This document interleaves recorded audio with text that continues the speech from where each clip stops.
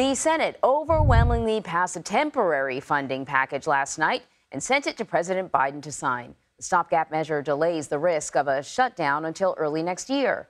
Also last night, members of Congress were evacuated from the DNC headquarters after protesters calling for a ceasefire in Gaza clashed with police outside.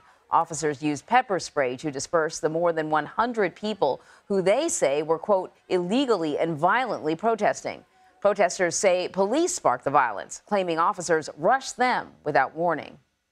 Nikole Killion is joining us now from Capitol Hill with more. So who was protesting it, and why are we hearing different accounts from police and protesters about what really happened?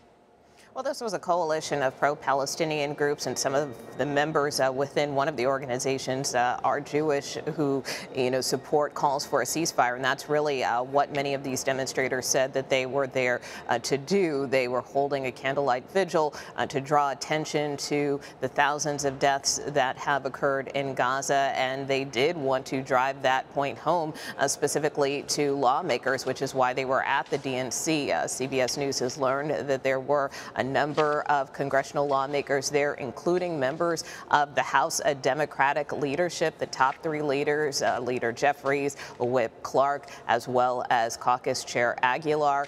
And, some of this stems from frustration that some people have with the Biden administration's approach, for instance, and with some Democrats' handling of this crisis in the Middle East, that there haven't been more steps taken to try to move towards a ceasefire. Many of these demonstrators feel like these pauses are not sufficient, but things did get a bit out of hand, and that is why you saw Capitol Police really respond in mass. There was a lockdown at some of these House office buildings where there were even some members here, in their offices who could not get out, congressional staffers who could not get out at the time until finally there was the all clear.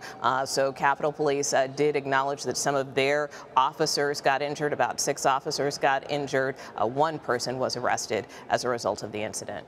All right. So let's talk about the business of Capitol Hill. Turning to the temporary spending bill, which was passed by the Senate. It does not include any aid, though, for Israel or Ukraine. So then what happens next with efforts to secure that assistance?